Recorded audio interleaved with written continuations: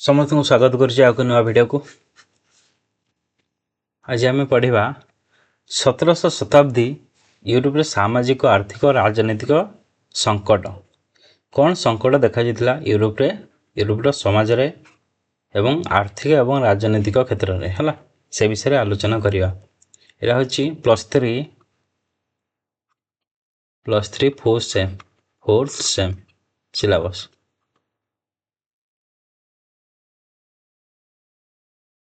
जोटा कि rise of modern waste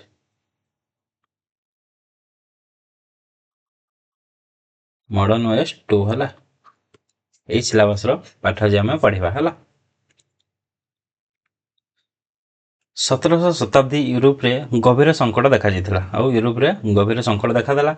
यही समय को अनेक ऐतिहासिकविद general crisis of 17th century बोली कहती। आउ यही जो 17श शताब्दी देखा हूँ क्राइसिस को कौन कह जाए general crisis of 17th century बोली कहती है।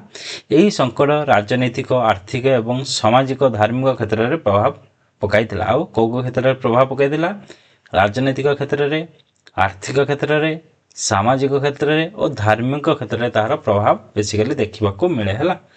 प्रथम हूँ राजनीतिक संकट।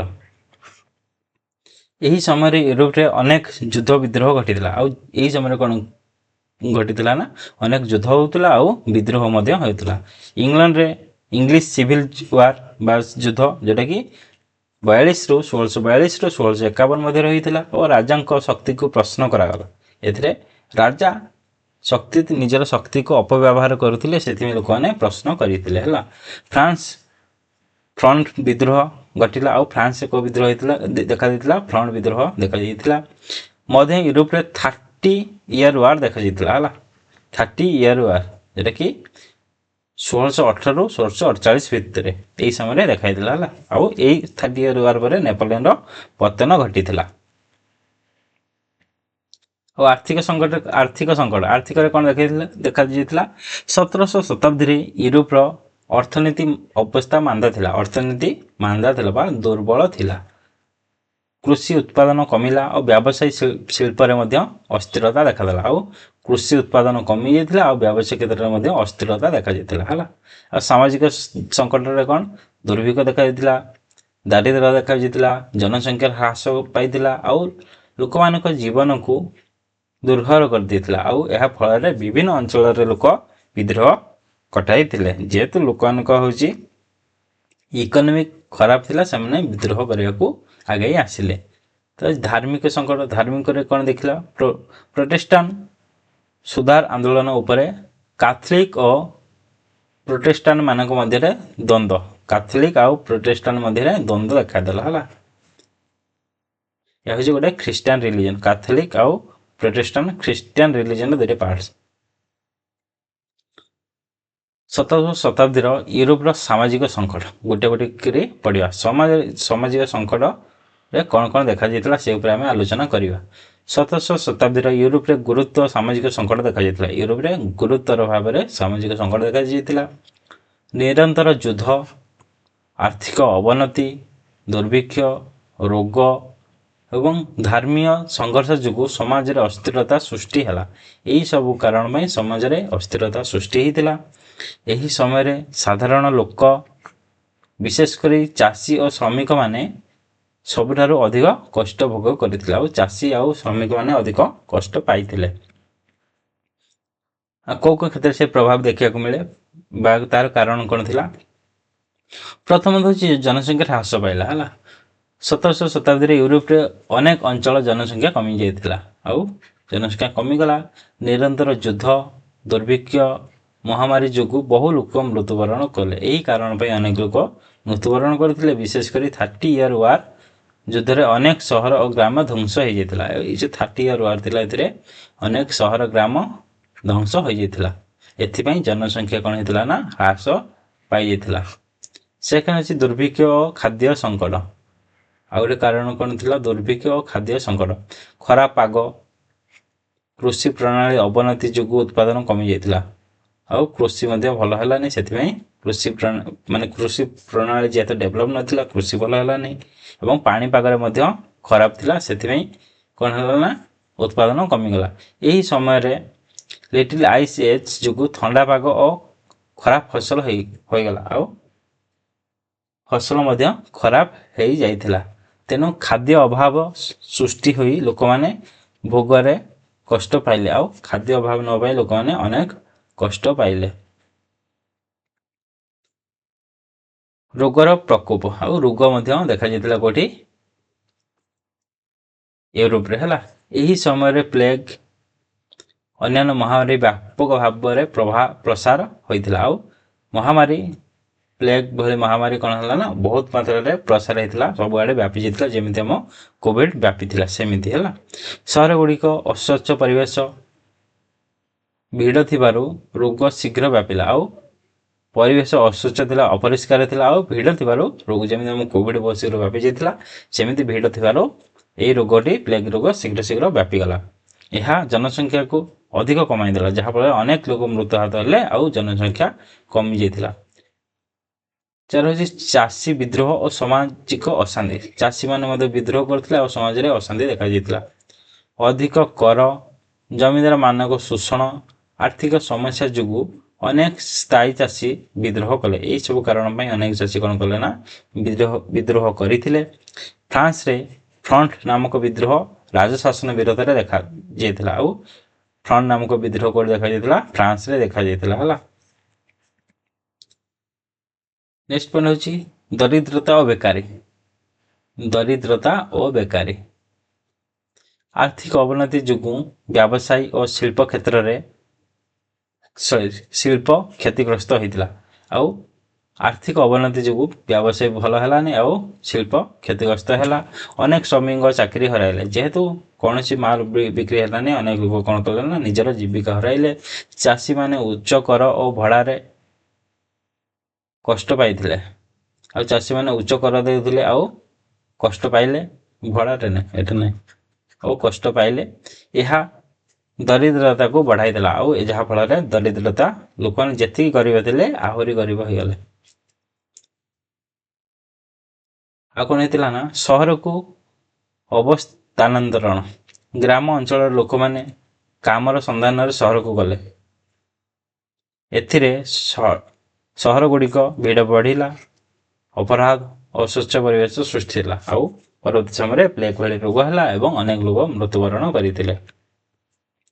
सामाजिक विषमता समाज में भेदभाव थिला विषमता देखा जाइथिला। धनी गरीब मध्य व्यवधान बढ़ीगला।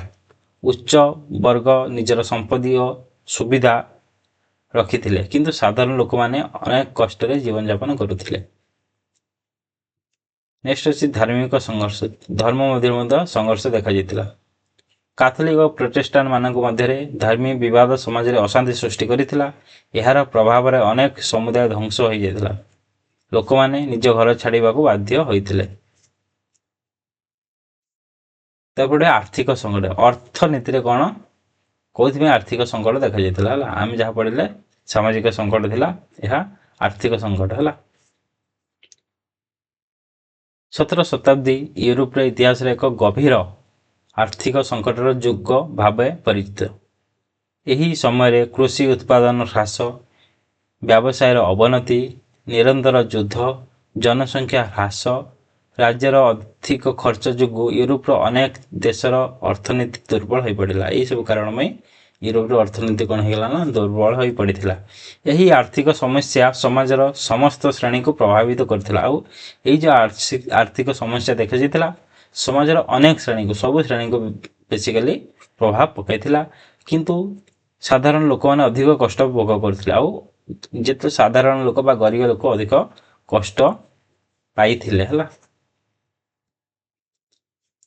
यही जो क्राइसिस देखा हूँ कौ क्षेत्र इकोनॉमिक क्षेत्र ताहा कौन आर्थिक संकट देखा जाता से विषय में पढ़े तार कारण गुड़िक कौन कौन थी आर्थिक संकट बेसिकली कारण कौन थी कौन आर्थिक संकट देखा जाता आम एवं आलोचना करवा।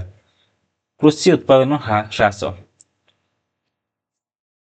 1700 शताब्दी कृषि यूरोप मुख्य आर्थिक आधार थिला और कृषि तांको मेन ऑक्युपेशन थिला किंतु खराब पाग पुराना कृषि प्रणाली ପ୍ରାକୃତିକ ପରିସ୍ଥିତି ଅସୁବିଧା ଯୋଗୁଁ କୃଷି ଉତ୍ପାଦନ କମିଯାଇଥିଲା। ଏହିସବୁ କାରଣ ପାଇଁ ପାଣିପାଗ ଭଲ ନଥିଲା, ପୁରୁଣା କୃଷି ମାନେ କୌଣସି ଟେକ୍ନୋଲୋଜି ଡେଭଲପ୍ ହେଇନଥିଲା। ଏହି କାରଣ ପାଇଁ କ'ଣ ହେଲା ନା ଉତ୍ପାଦନ କମିଗଲା। ଲିଟିଲ୍ ଆଇସ୍ ଏଜ୍ ସମୟରେ ଥଣ୍ଡା ପାଗ ଓ ବର୍ଷାର ଅସମାନତା ଯୋଗୁଁ ଅନେକ ଫସଲ ନଷ୍ଟ ହେଲା। ମାନେ ଅଦିନିଆ ବର୍ଷା ହେବା, ଫସଲ ଯେତେବେଳେ ପାଚି ଆସୁଥିଲା ସେହି ସମୟରେ ବର୍ଷା ହେଲା, ସେଥିପାଇଁ ଅନେକ ଫସଲ କ'ଣ ହେଲା ନଷ୍ଟ ହୋଇଯାଇଥିଲା। ଏହା ଦୁର୍ଭିକ୍ଷ ଓ ଖାଦ୍ୟ ଅଭାବକୁ ବଢ଼ାଇ ଦେଇଥିଲା। ଏହା ଦୁର୍ଭିକ୍ଷ ଆଉ ଖାଦ୍ୟ ଅଭାବକୁ ବଢ଼ାଇ ଦେଇଥିଲା। ସବୁ ଫସଲ ନଷ୍ଟ ହୋଇଗଲା, ଯାହାଫଳରେ କ'ଣ ହେଲା ନା ଦୁର୍ଭିକ୍ଷ ଦେଖାଦେଲା ଆଉ ଲୋକମାନେ ଖାଦ୍ୟ ଅଭାବ ହୋଇଗଲେ। ମାନେ ଅଦିନିଆ ପାଣିପାଗ ଯୋଉଟା, ବର୍ଷା ସିଜନରେ ବର୍ଷା ହେବନି, ମରୁଡ଼ି ହେଇଯିବ, ଆଉ ଯେତିକି ଚାଷ କରିଥିବେ ସେହି ସମୟରେ ବର୍ଷା ହେଇଯିବ ଯେ ସବୁ ଫସଲ ନଷ୍ଟ ହେଇଯିବ ହେଲା। ସେଥିପାଇଁ ଦୁର୍ଭିକ୍ଷ ମଧ୍ୟ ଦେଖାଯାଇଥିଲା। ସେକେଣ୍ଡ ହେଉଛି ଯୁଦ୍ଧ ଓ ଧ୍ୱଂସ। ଯୁଦ୍ଧ ଓ ଧ୍ୱଂସ 1700 ଶତାବ୍ଦୀରେ ଅନେକ ବଡ଼ ବଡ଼ ଯୁଦ୍ଧ ଘଟିଥିଲା। ଏହା ଅର୍ଥନୀତିକୁ ଗଭୀର ଭାବରେ ପ୍ରଭାବ ପକାଇଥିଲା ଆଉ ଯୁଦ୍ଧ ହେବା ଫଳରେ ଇକୋନୋମି ନିହାତି ଭାବରେ ଡାଉନ୍ ହୋଇଥିଲା। ବିଶେଷ କରି 30 ଇୟର୍ ୱାର୍ ମଧ୍ୟରେ ୟୁରୋପର ଅନେକ ଅଞ୍ଚଳ ଧ୍ୱଂସ ହୋଇଯାଇଥିଲା ବା କରିଦିଆଯାଇଥିଲା। ଏଇ ଯେ 31 ୱାର୍ ହେଲା, ଏଥିରେ ଅନେକ ଅଞ୍ଚଳ ଧ୍ୱଂସ ହୋଇଯାଇଥିଲା। ଗ୍ରାମ, କ୍ଷେତ, ବଜାର, ଶିଳ୍ପ କେନ୍ଦ୍ର ନଷ୍ଟ ହୋଇଯାଇଥିଲା ଆଉ ଏସବୁ କ'ଣ ହେଇଯାଇଥିଲା ନା ନଷ୍ଟ ହୋଇଯାଇଥିଲା। ଯୁଦ୍ଧରେ ବହୁତ ଧନ ଖର୍ଚ୍ଚ ହେବାରୁ ରାଜ୍ୟର ଆର୍ଥିକ ସ୍ଥିତି ଦୁର୍ବଳ ହୋଇପଡ଼ିଲା। ଆଉ ଯୁଦ୍ଧରେ ଯେହେତୁ ଅନେକ ଧନ ଖର୍ଚ୍ଚ ହେଲା, କ'ଣ ହେଲା ନା ରାଜ୍ୟର ଆର୍ଥିକ ସ୍ଥିତି ଦୁର୍ବଳ ହୋଇଗଲା, ଦେଶର ଇକୋନୋମି ଦୁର୍ବଳ ହୋଇଯାଇଥିଲା। ଥାର୍ଡ ହେଉଛି ଜନସଂଖ୍ୟା ହ୍ରାସ ଓ ଶ୍ରମ ଅଭାବ। ଜନସଂଖ୍ୟା ଯେହେତୁ କମିଯାଇଥିଲା, ଶ୍ରମିକ ମଧ୍ୟ ଅଭାବ ହୋଇଗଲେ ହେଲା। ଯୁଦ୍ଧ, ଦୁର୍ଭିକ୍ଷ, ମହାମାରୀ ଯୋଗୁଁ ଅନେକ ଅଞ୍ଚଳରେ ଲୋକ ସଂଖ୍ୟା କମିଯାଇଥିଲେ। ଶ୍ରମିକ ଓ କୃଷକମାନଙ୍କ ସଂଖ୍ୟା କମିଯିବାରୁ କୃଷି ଉତ୍ପାଦନ ହ୍ରାସ ପାଇଲା। ଆଉ ଯେହେତୁ ଶ୍ରମିକ କୃଷକ ସଂଖ୍ୟା କମିଗଲେ, କୃଷି ଉତ୍ପାଦନ ମଧ୍ୟ ହ୍ରାସ ପାଇଲା ଆଉ ଏହା ଅର୍ଥନୀତିକୁ ଆହୁରି ଦୁର୍ବଳ କରିଦେଲା। କେହି ଚାଷ କରୁନଥିଲେ ଆଉ ଇକୋନୋମି ସେଥିପାଇଁ ଡେଭଲପ୍ ହୋଇନଯାଇଥିଲା ହେଲା। ବ୍ୟବସାୟ ଓ ବାଣିଜ୍ୟର ଅସ୍ଥିରତା। ଆଉ ବ୍ୟବସାୟ ବାଣିଜ୍ୟରେ ମାନେ ଅସ୍ଥିରତା ଥିଲା, ସ୍ଥିର ନଥିଲା ବାଣିଜ୍ୟ ବ୍ୟବସାୟ। ପ୍ରଡକ୍ସନ୍ ହେଉଥିଲା କିନ୍ତୁ ପ୍ରଡକ୍ସନ୍ ବିକ୍ରି ହୋଇପାରୁନଥିଲା ହେଲା।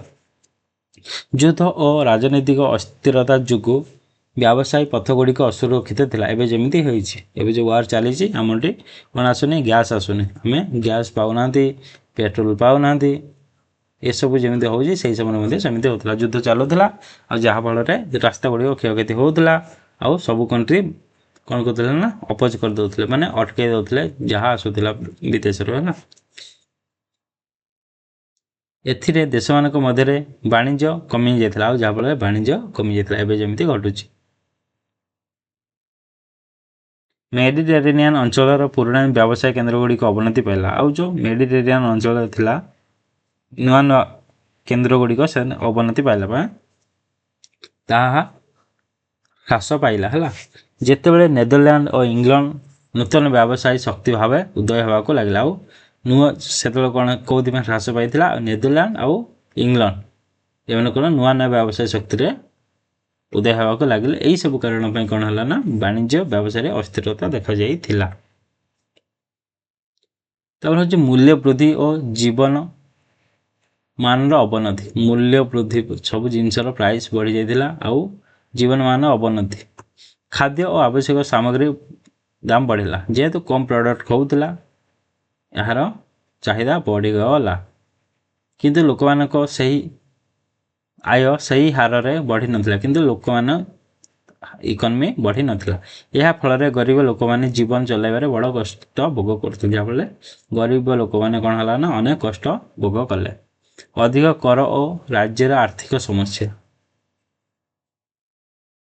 ଯୁଦ୍ଧ ଚଲାଇବା ପାଇଁ ରାଜାମାନେ ବହୁତ ଧନ ଖର୍ଚ୍ଚ କରୁଥିଲେ ଆଉ ଏଇ ଯୁଦ୍ଧ କରିବା ପାଇଁ ରାଜାମାନେ କ'ଣ କଲେ ନା ଅନେକ ଅର୍ଥ ଖର୍ଚ୍ଚ କଲେ। ଖର୍ଚ୍ଚ ପୂରଣ ପାଇଁ ସାଧାରଣ ଲୋକ ଉପରେ ଅଧିକ କର ଲାଗୁ କଲେ, ଯାହାଫଳରେ ସେମାନେ କ'ଣ କଲେ ନା ଅନେକ କର ଲାଗୁ କଲେ। ଆଉ ଏହି କାରଣ ପାଇଁ ମଧ୍ୟ ଦେଖାଯାଇଥିଲା କ'ଣ, ଆମେରିକା ୱାର୍ ଅଫ୍ ଇଣ୍ଡିପେଣ୍ଡେନ୍ସ ହେଲା। ଆମେରିକା ଉପରେ କ'ଣ କଲା ନା ବ୍ରିଟିଶ କର ଲଗାଉଥିଲା, ସେଇଥିପାଇଁ ସେମାନେ ଅପୋଜ କରିଥିଲେ। ଏହା ଚାଷୀ ଓ ଶ୍ରମିକମାନଙ୍କୁ ଆହୁରି ଦରିଦ୍ର କରିଦେଲା। ଆଉ ଏହା କ'ଣ କଲା ନା ଚାଷୀ ଏବଂ ଶ୍ରମିକମାନଙ୍କୁ ତାଙ୍କର ଇକୋନୋମିକ୍ ଟୋଟାଲ ନଥିଲା, ଯେତିକି ପାଉଥିଲେ ତା ଉପରେ ପୁଣି ଟ୍ୟାକ୍ସ ଦେଉଥିଲେ, ଯାହାଫଳରେ ସେମାନେ ଆହୁରି ଦରିଦ୍ର ହୋଇଗଲେ। ତାପରେ ଶିଳ୍ପ କାରିଗର ଅବନତି। ଶିଳ୍ପ କାରିଗର ମଧ୍ୟ ଅବନତି ଘଟିଲା ବା ଡିକ୍ଲାଇନ୍ ଘଟିଲା, ଯାହାଫଳରେ କ'ଣ ହେଲା ନା ଇକୋନୋମିକ୍ କ୍ରାଇସିସ୍ ଦେଖାଯାଇଥିଲା ହେଲା। ପାରମ୍ପରିକ ଶିଳ୍ପ ଯଥା କପଡ଼ା, ହସ୍ତଶିଳ୍ପ ଅବନତି ଦେଖାଯାଇଥିଲା। କେଉଁ କ୍ଷେତ୍ରରେ? କପଡ଼ାରେ ଆଉ ହସ୍ତଶିଳ୍ପରେ ଅବନତି ଦେଖାଗଲା। ବଜାରର ଅସ୍ଥିରତା ଓ ଚାହିଦା କମିଯିବାରୁ ଅନେକ କାରିଗର ଓ ଶ୍ରମିକ ବେକାର ହୋଇଗଲେ।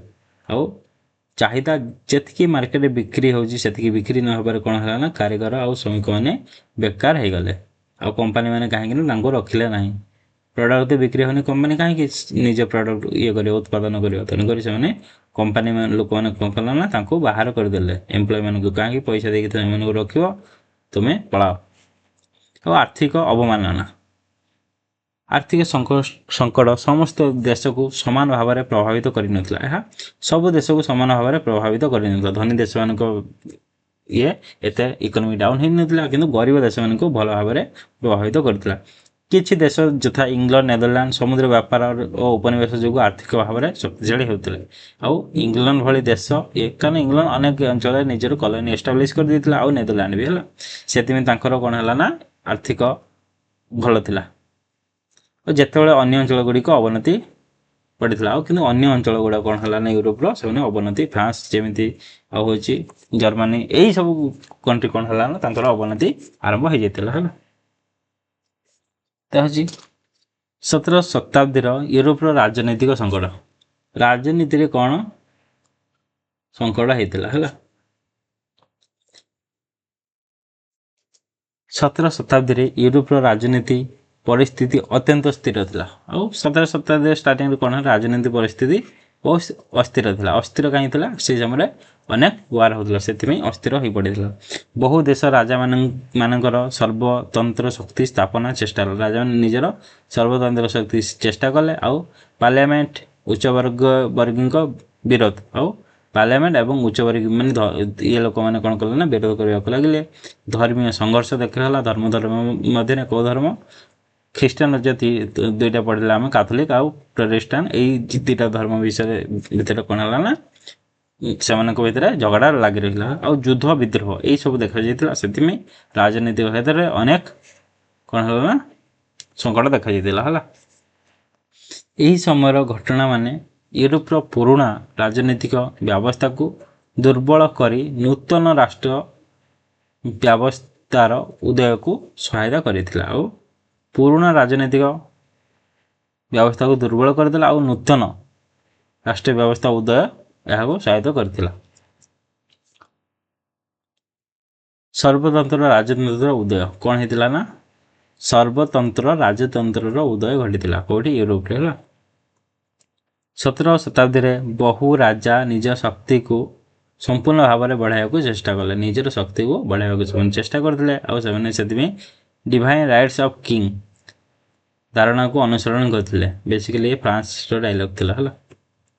ଏହା ଅନୁସାରେ ରାଜାଙ୍କର ଶକ୍ତି ଭଗବାନ ଠାରୁ ଆସିଥାଏ। ସେମାନେ କ'ଣ କିନ୍ତୁ ଡିଭାଇନ୍ ରାଇଟ୍ସ ମାନେ ଭଗବାନ ଠାରୁ ଶକ୍ତି ସେମାନେ ପାଇଛନ୍ତି, ଆଉ ଭଗବାନ ତାଙ୍କୁ ପଠାଇଛନ୍ତି ଶାସନ କରିବାକୁ, ଏମିତି କହୁଥିଲେ ହେଲା।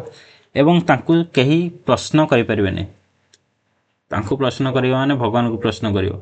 ତେଣୁକରି ସେମାନେ କ'ଣ କଲେ ନା ରାଜାଙ୍କୁ କେହି ପ୍ରଶ୍ନ କରିପାରିବ ନାହିଁ।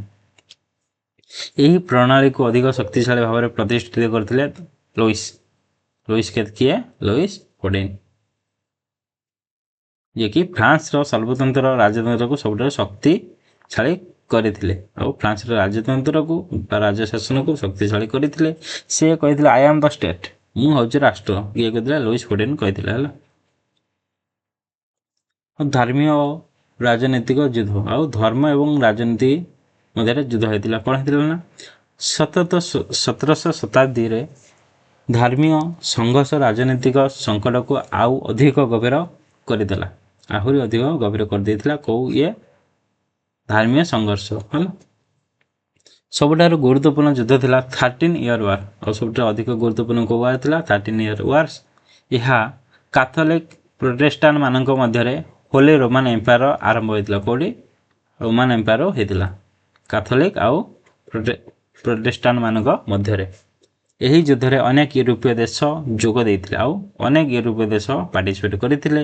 ଏହା ୟୁରୋପର ରାଜନୈତିକ ସନ୍ତୁଳନତାକୁ ପରିବର୍ତ୍ତନ କରିଥିଲା। ଆଉ ଏହା ୟୁରୋପର ରାଜନୈତିକ ସନ୍ତୁଳନକୁ କ'ଣ କରିଥିଲା ନା ପରିବର୍ତ୍ତନ କରିଦେଇଥିଲା। ତାର ପଢ଼ିବା ହେଉଛି ପିସ୍ ଅଫ୍ ୱେଷ୍ଟଫେଲିଆ ଶାନ୍ତି ଚୁକ୍ତି ହେଇଥିଲା ହେଲା। ଦ 13 ଇୟର ୱାର୍ର ଶେଷରେ ପିସ୍ ଅଫ୍ ୱେଷ୍ଟଫେଲିଆ ସମିତି ସ୍ଥାପନ ହେଇଥିଲା ଆଉ ୱାର୍ ସମାପ୍ତ ହେଇଥିଲା 13 ଇୟର ୱାର୍ କୋଟିଟି ଦ୍ୱାରା ପିସ୍ ଅଫ୍ ୱେଷ୍ଟଫେଲିଆ ହେଲା। ଏହାର ମୁଖ୍ୟ ପରିଣାମ ହେଲା ରାଷ୍ଟ୍ର ସାର୍ବଭୌମତ୍ୱ ଧାରଣା ସ୍ଥାପନ ହେଲା। ୟୁରୋପରେ ଆଧୁନିକ ରାଷ୍ଟ୍ର ବ୍ୟବସ୍ଥା ଆରମ୍ଭ ହେଲା ଆଉ ହୋଲି ରୋମାନ ଏମ୍ପାୟାର ଶକ୍ତି ଦୁର୍ବଳ ହେଲା। ଏହିସବୁ ଘଟଣା ଘଟିଥିଲା ହେଲା। ତ ଅଛି ଇଂଲଣ୍ଡରେ ଗୃହଯୁଦ୍ଧ, ଏ ହେଉଛି ରାଜନୈତିକ ସଙ୍କଟ। ଏହିସବୁ କାରଣ ପାଇଁ ରାଜନୀତିରେ ସଙ୍କଟ ଦେଖାଯାଇଥିଲା ବା କ୍ରାଇସିସ୍ ଦେଖାଯାଇଥିଲା ବା ଇସ୍ୟୁ ଦେଖାଯାଇଥିଲା ହେଲା। ଇଂଲଣ୍ଡରେ ରାଜା ପାର୍ଲାମେଣ୍ଟ ମଧ୍ୟରେ ଶକ୍ତି ସଂଘର୍ଷ ଗଭୀର ହୋଇଥିଲା ଆଉ ଇଂଲଣ୍ଡର ରାଜା ଆଉ ପାର୍ଲାମେଣ୍ଟ ଭିତରେ ଶକ୍ତି ସଂଘର୍ଷ ଦେଖାଯାଇଥିଲା। ରାଜା ଚାର୍ଲସ ପ୍ରଥମ ପାର୍ଲାମେଣ୍ଟକୁ ଅବହେଳା କରି କର ବଢ଼ାଇ ଦେଲେ। ପାର୍ଲାମେଣ୍ଟ କଥାକୁ ରାଜା ମାନିଲେ ନାହିଁ ଆଉ କ'ଣ କଲେ ନା କର ବଢ଼ାଇ ଦେଲେ। ଏହାରୁ ଇଂଲିଶ ସିଭିଲ ୱାର୍ ଆରମ୍ଭ ହେଲା ଆଉ ଏଇଠୁ କ'ଣ ହେଲା ଇଂଲିଶ ସିଭିଲ ୱାର୍ ଷ୍ଟାର୍ଟିଂ ହେଇଯାଇଥିଲା। ପାର୍ଲାମେଣ୍ଟର ସେନାପତି ଅଲିଭର କ'ଣ କଲେ ନା ରାଜାଙ୍କୁ ପରାଜିତ କରିଦେଲେ। ଅଲିଭର କ୍ରମୱେଲ ହେଲା, ସେ କ'ଣ କଲେ ନା ରାଜାଙ୍କୁ ପରାଜିତ କରିଦେଲେ। ପାର୍ଲାମେଣ୍ଟର ନିଜର ସେନାପତି ଥିଲା ହେଲା, ମୋଷ୍ଟ ଇମ୍ପୋର୍ଟାଣ୍ଟ ନିଜର ସେନାପତି ଥିଲା ଆଉ ସେ କ'ଣ ରାଜାଙ୍କୁ ପରାଜିତ କରିଦେଇଥିଲେ। 1949 ମସିହାରେ ଚାର୍ଲସ ପ୍ରଥମଙ୍କୁ ମୃତ୍ୟୁଦଣ୍ଡ ଦିଆଯାଇଥିଲା ଏବଂ ଇଂଲଣ୍ଡ କିଛି ସମୟ ପାଇଁ ଗଣତନ୍ତ୍ର ଆସିଲା। ଇଂଲଣ୍ଡରେ କ'ଣ ହେଲା ନା କିଛି ଦିନ ପାଇଁ ପୁଣି ଗଣତନ୍ତ୍ର ଆସିଥିଲା, ତାପରେ ପୁଣି ରାଜତନ୍ତ୍ର ହେଇଯିବ ହେଲା।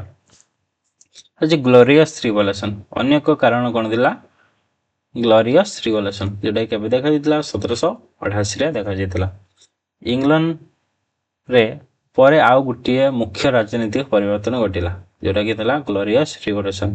ରାଜା ଜେମ୍ସ ଦ୍ୱିତୀୟଙ୍କ ଶାସନରେ ଅସନ୍ତୋଷ ବଢ଼ି ପାର୍ଲାମେଣ୍ଟ ୱିଲିୟମ ତୃତୀୟ ଓ ମେରୀ ଦ୍ୱିତୀୟଙ୍କୁ ଇଂଲଣ୍ଡ ଶାସନ କରିଥିଲେ। ଆଉ କ'ଣ କଲେ ନା ଯେହେତୁ ଅସନ୍ତୋଷ ବଢ଼ିଗଲା ୱିଲିୟମ ତୃତୀୟ ଆଉ ମେରୀ ଦ୍ୱିତୀୟଙ୍କୁ ଇଂଲଣ୍ଡର ଶାସନରେ ବସାଗଲା।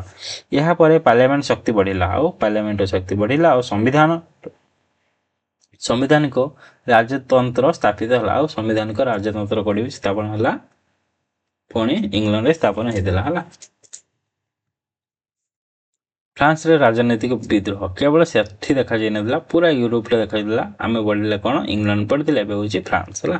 ଫ୍ରାନ୍ସରେ ଫ୍ରଣ୍ଡେ ରିବେଲିୟନ୍ସ ନାମକ ଗୋଟେ ବିଦ୍ରୋହ ଦେଖାଯାଇଥିଲା। ଏହି ବିଦ୍ରୋହ ଉଚ୍ଚ ବର୍ଗ ଓ ପାର୍ଲାମେଣ୍ଟ ଦ୍ୱାରା ରାଜଶକ୍ତି ବିରୋଧରେ ଥିଲା। ଉଚ୍ଚ ବର୍ଗ ଧନୀ ଶ୍ରେଣୀର ଲୋକମାନେ ଆଉ ରାଜା ଶକ୍ତି ବିରୋଧରେ ଏହି ବିଦ୍ରୋହଟା ହେଇଥିଲା ହେଲା। ଯଦିଓ ଏହା ବିଫଳ ହୋଇଥିଲା କିନ୍ତୁ ପରେ ରାଜା ଲୁଇସ୍ 14ର ଶକ୍ତିକୁ ଆଉ ଅଧିକ ବଢ଼ାଇ ଦେଲା ଆଉ ଏହା କ'ଣ ହେଲା ନା ବିଦ୍ରୋହ କ'ଣ ହେଲା ନା ଫେଲର ହେବା ଫଳରେ ଲୁଇସ୍ 14 ଯେଉଁ ଫ୍ରାନ୍ସର ରାଜା ଥିଲେ ତାଙ୍କ ଶକ୍ତିକୁ ଆହୁରି ବଢ଼ାଇ ଦେଇଥିଲା ହେଲା। ଅନ୍ୟ ଦେଶରେ ରାଜନୈତିକ ବିଦ୍ରୋହ କେବଳ ଏତିକି ନଥିଲା, ଅନ୍ୟ ଦେଶରେ ମଧ୍ୟ ରାଜନୈତିକ ବିଦ୍ରୋହ ଦେଖାଯାଇଥିଲା।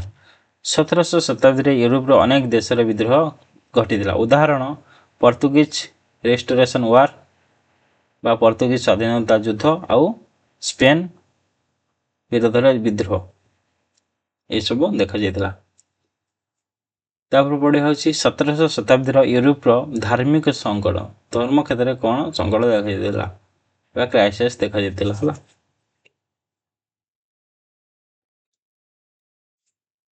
ସତରଶ ଶତାବ୍ଦୀରେ ୟୁରୋପରେ ଗଭୀର ଧାର୍ମିକ ସଙ୍କଟ ମଧ୍ୟରେ ପଡ଼ିଲା ଆଉ ୟୁରୋପରେ କ'ଣ ହେଲା ଗଭୀର ଧାର୍ମିକ ସଙ୍କଟ ଦେଖାଯାଇଥିଲା।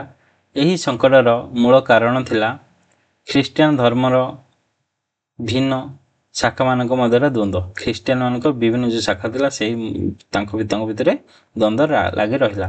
ଚର୍ଚ୍ଚାର ଅଧିକାର ନେଇ ବିବାଦ, ରାଜନୀତିରେ ଧର୍ମର ପ୍ରଭାବ ଆଉ 16ଶ ଶତାବ୍ଦୀର ପ୍ରୋଟେଷ୍ଟାଣ୍ଟ ରିଫର୍ମେସନ୍ ଫଳରେ ୟୁରୋପରେ ଧର୍ମୀୟ ଭିନ୍ନତା ସୃଷ୍ଟି ହେଲା ଆଉ ଧର୍ମ କ୍ଷେତ୍ରରେ ମଧ୍ୟ ଭିନ୍ନ ଭିନ୍ନ ମତ ଆସିଲା। ଏହି ଭିନ୍ନତା 17ଶ ଶତାବ୍ଦୀର ବଡ଼ ସଂଘର୍ଷରେ ରୂପ ନେଇଥିଲା ଆଉ ଏହା 16ଶ ଶତାବ୍ଦୀରେ ଦେଖାଯାଇଥିଲା ଆଉ 17ଶ ଶତାବ୍ଦୀରେ ବଡ଼ ସଂଘର୍ଷରେ ପରିଣତ ହୋଇଯାଇଥିଲା। କ'ଣ ଘଟିଥିଲା ନା ପ୍ରୋଟେଷ୍ଟାଣ୍ଟ ରିଫର୍ମେସନ୍ ବା ଧର୍ମୀୟ ବିଭାଜନ, ଧର୍ମ କ୍ଷେତ୍ରରେ ମଧ୍ୟ ବିଭାଜନ ଦେଖାଯାଇଥିଲା ହେଲା।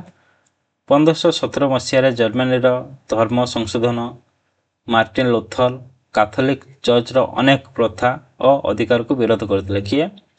ମାର୍ଟିନ୍ ଲୁଥର ହେଲା। କାଥୋଲିକ ଚର୍ଚ୍ଚର ଅନେକ ପ୍ରଥା ଆଉ ଅଧିକାରକୁ ବିରୋଧ କରିଦେଇଥିଲେ। ତାଙ୍କ ଆନ୍ଦୋଳନକୁ ପ୍ରୋଟେଷ୍ଟାଣ୍ଟ ରିଫର୍ମେସନ୍ କୁହାଯାଏ। ଆଉ ଯେଉଁ ମାର୍ଟିନ୍ ଲୁଥରଙ୍କ ଆନ୍ଦୋଳନକୁ କ'ଣ କୁହାଯାଏ? ପ୍ରୋଟେଷ୍ଟାଣ୍ଟ ରିଫର୍ମେସନ୍ କୁହାଯାଏ।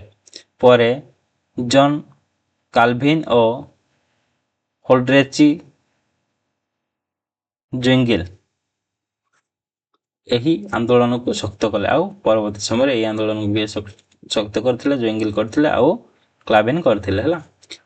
ଏହାର ଫଳରେ ୟୁରୋପରେ 2ଟି ପ୍ରମୁଖ ଧର୍ମୀୟ ଶିବିର ଗଠିତ ହେଲା, ଯାହାଫଳରେ ୟୁରୋପରେ 2ଟି ଧର୍ମ ଶିବିର ଗଠିତ ହୋଇଥିଲା। ପ୍ରଥମ ହେଉଛି କାଥୋଲିକ ଧର୍ମ, ସେକେଣ୍ଡ ହେଉଛି ପ୍ରୋଟେଷ୍ଟାଣ୍ଟ ଧର୍ମ। ଏହି ଧର୍ମୀୟ ବିଭାଜନ ରାଜନୈତିକ ଓ ସାମାଜିକ ତନାତନିକୁ ବଢ଼ାଇଥିଲା। ଆଉ ଏହି ଯେଉଁ ଦେଖାଗଲା ତାପରେ ରାଜନୈତିକ ଏବଂ ସାମାଜିକ କ୍ଷେତ୍ରରେ ବଢ଼ି ଯାଇଥିଲା ହେଲା। ତା ହେଉଛି କାଥୋଲିକ କାଉଣ୍ଟର ରିଫର୍ମେସନ୍।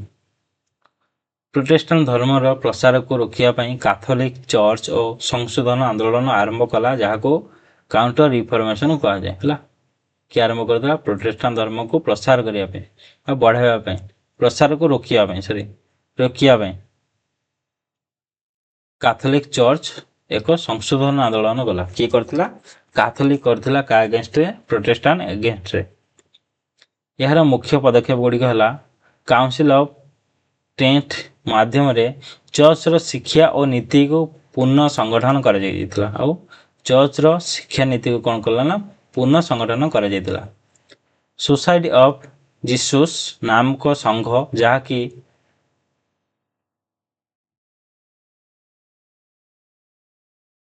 ଲୟଲା ସ୍ଥାପନ କରିଥିଲେ ଓ କାଥୋଲିକ ଧର୍ମ ପ୍ରଚାର ଓ ଶିକ୍ଷାରେ ବଡ଼ ଭୂମିକା ନେଇଥିଲା। ଆଉ ଏହା କାଥୋଲିକ ଧର୍ମ ପ୍ରଚାର ଶିକ୍ଷାରେ କ'ଣ ହେଲା ନା ମୁଖ୍ୟ ଭୂମିକା ନେଇଥିଲା ହେଲା। କାଥୋଲିକ ରାଜାମାନେ ଧର୍ମକୁ ସୁରକ୍ଷା କରିବା ପାଇଁ ସେନା ଓ ରାଜନୈତିକ ଶକ୍ତି ବ୍ୟବହାର କଲେ। ଆଉ କାଥୋଲିକ ରାଜାମାନେ କ'ଣ କଲେ ନା ନିଜେ ଧର୍ମକୁ ସୁରକ୍ଷା କରିବା ପାଇଁ ସେନା ଆଉ ରାଜନୈତିକ ଶକ୍ତି ବ୍ୟବହାର କରିଥିଲେ। ତା ହେଉଛି 13 ଇୟର ୱାର, ଯେଉଁଟାକି 18ରୁ 48 ଭିତରେ ଦେଖାଯାଇଥିଲା।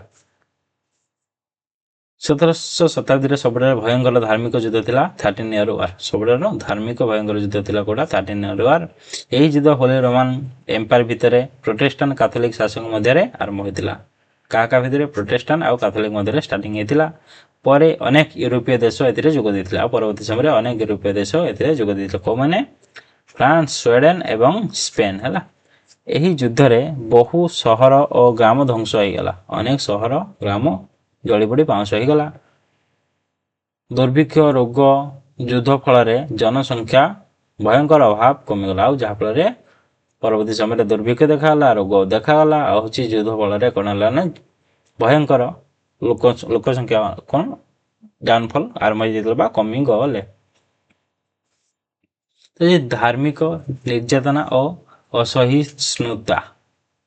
17ଶ ଶତାବ୍ଦୀରେ ଧାର୍ମିକ ସହିଷ୍ଣୁତା ଅତ୍ୟନ୍ତ କମିଗଲା। ଆଉ ଧର୍ମ କ୍ଷେତ୍ରରେ ମଧ୍ୟ ସହିଷ୍ଣୁତା କମିଯାଇଥିଲା। ଅନେକ ଦେଶରେ ଶାସକମାନେ ନିଜ ଧର୍ମକୁ ପ୍ରଜାଙ୍କ ଉପରେ ବାଧ୍ୟ କରୁଥିଲେ। ଆଉ ନିଜ ଧର୍ମକୁ ଜବରଦସ୍ତି କ'ଣ ହେଲା ଆକ୍ସେପ୍ଟ କରିବା ପାଇଁ ବାଧ୍ୟ କରୁଥିଲେ।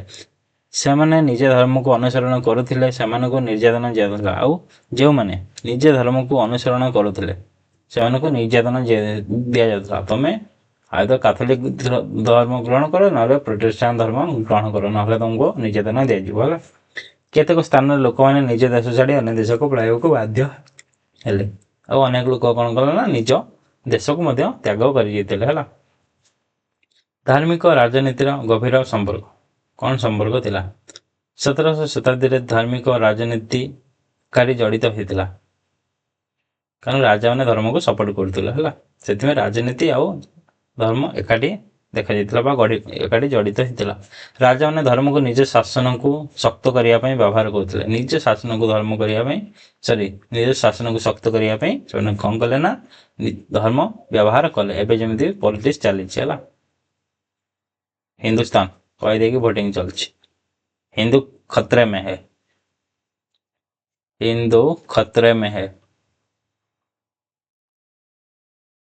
कार डायलॉग को ना जी जानी जो कमेंट लिखिदब है।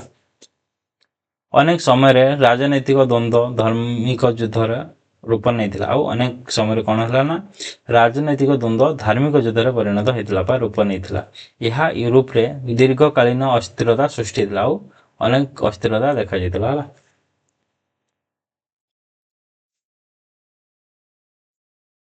केबे भी पॉलिटिक्स वाला हिंदू खतरे में है कहीकि वोट नेबे किंतु केबे भी एजुकेशन एजुकेशन खतरे में है कहबे नहीं। पीस ऑफ वेस्टफेलिया ଆଉ ଏଇ ୱେଷ୍ଟଫେଲିଆ ଟ୍ରିଟି ଦ୍ୱାରା କ'ଣ ହେଲା ନା 13 ୱାର ଶେଷ ହେଲା। ଏହାର ପରିଣାମ କାଥୋଲିକ ଲୁଥେରାନ ଓ କାଲଭିନିଷ୍ଟ ଧର୍ମକୁ ଅଧିକାରୀ ସ୍ୱୀକାର ମିଳିଥିଲା। ଧର୍ମୀୟ ଯୁଦ୍ଧ କମିଲା ଆଉ ୟୁରୋପରେ ସ୍ୱାଧୀନ ରାଷ୍ଟ୍ର ବ୍ୟବସ୍ଥା ଆରମ୍ଭ ହେଲା।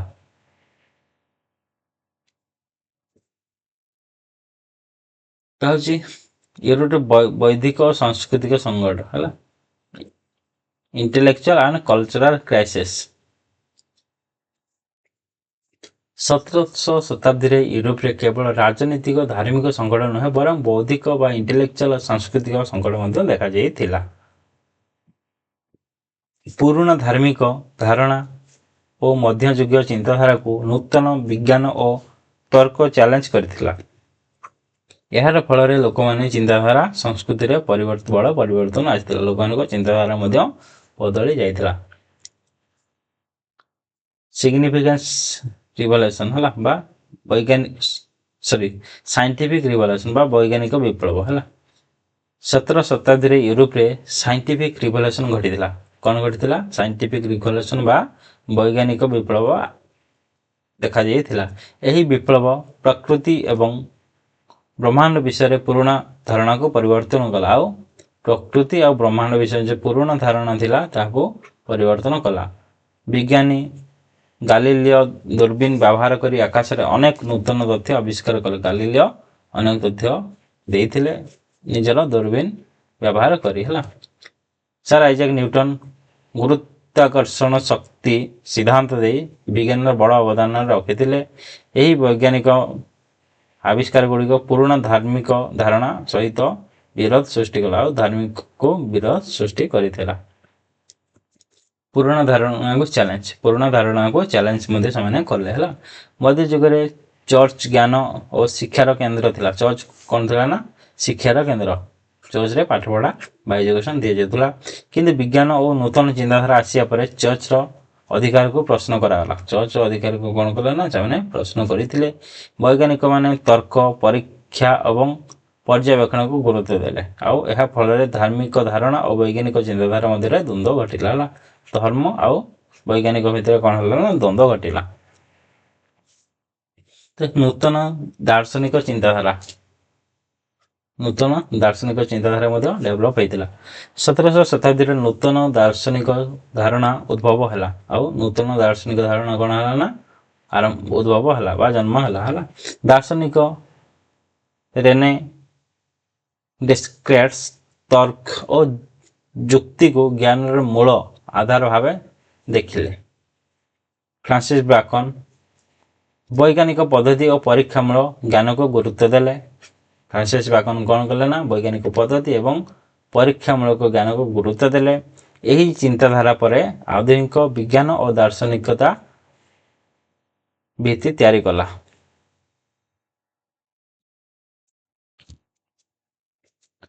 सांस्कृतिक परिवर्तन माने निज कल्चर कौन परिवर्तन घटी। 1700 शताब्दी साहित्य कला संस्कृति बड़ परिवर्तन आसाला। नूतन कला शैली और साहित्य उन्नति होता। समाज नूतन चिंताधारा मूल्यबोधन उद्भव है। लोक मैंने परंपरागत धारणा को प्रश्न करने आरंभ कले। आउ लोक मैंने परंपरा जो धारणा था से निजर प्रश्न कले है। यही परंपरा ठीक कौड़ा भल कौड़ा ठीक एमती से ये कले। जब परंपरा हो कहीं ये परंपरा आम कौन पाचे एमती सब कौन कले ना से प्रश्न करने आरंभ करदे है। तो विज्ञान शिक्षा और ज्ञान प्रसार आउ शिक्षार एवं ज्ञान प्रसार घटीदेला। ବିଜ୍ଞାନ ଓ ନୂତନ ଚିନ୍ତାଧାରା ଫଳରେ ଶିକ୍ଷାର ପ୍ରସାର ବଢ଼ିଲା। ଆଉ ଯେହେତୁ ବିଜ୍ଞାନ ଆଉ ନୂତନ ଚିନ୍ତାଧାରା ଆସିଲା ଫଳରେ ଶିକ୍ଷାର ପ୍ରସାର ବଢ଼ିଲା ହେଲା। ବିଶ୍ୱବିଦ୍ୟାଳୟ ଓ ଗବେଷଣା କେନ୍ଦ୍ର ଗୁରୁତ୍ୱ ବଢ଼ିଲା। ଆଉ ବିଶ୍ୱବିଦ୍ୟାଳୟର ଲୋକମାନେ ଏଜୁକେଟେଡ୍ ଯେମିତି ହେଲେ ବିଶ୍ୱବିଦ୍ୟାଳୟ ଅଧିକ ଅଧ୍ୟୟନ ପାଇଁ ବିଶ୍ୱବିଦ୍ୟାଳୟ ଗଲେ। ଆଉ ଗବେଷଣାର କେନ୍ଦ୍ର ଗବେଷଣା ମଧ୍ୟ ଅନେକ ଲୋକ କରିଲେ ହେଲା। ଜ୍ଞାନର ନୂତନ କ୍ଷେତ୍ର ଉନ୍ନତି ପାଇଲା। ଆଉ ଜ୍ଞାନର ନୂତନ କ୍ଷେତ୍ର ଉନ୍ନତି ପାଇଥିଲା। ଏସବୁ କ'ଣ ଥିଲା? କ୍ରାଇସିସ୍, 17th ସେଞ୍ଚୁରୀ କ୍ରାଇସିସ୍ ହେଲା। ୟୁରୋପରେ ଯେଉଁ କ୍ରାଇସିସ୍ ଦେଖାଯାଇଥିଲା 17th ସେଞ୍ଚୁରୀରେ ଆମେ ତାହା ପଢ଼ିଲେ।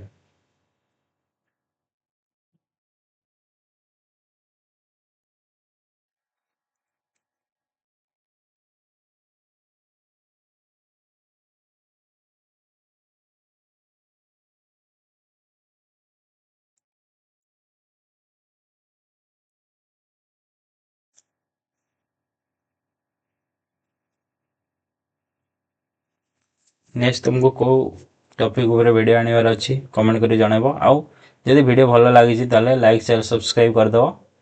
ଆଉ ନିଜ ସାଙ୍ଗମାନଙ୍କୁ ପଠାଇଦିଅ, ସେମାନେ ବି ଟିକେ ଉପକୃତ ହୁଅନ୍ତୁ ହେଲା। ଇଏ ଥିଲା ମେଜର କ୍ରାଇସିସ୍ ଅଫ୍ ୟୁରୋପ। ୟୁରୋପର ଯେଉଁ ମେଜର କ୍ରାଇସିସ୍ ଥିଲା ସେ ଉପରେ ଆମେ ପଢ଼ିଲେ। ଧନ୍ୟବାଦ ସମସ୍ତଙ୍କୁ ଭିଡ଼ିଓକୁ ସମ୍ପୂର୍ଣ୍ଣ ଭାବରେ ଦେଖିଥିବାରୁ।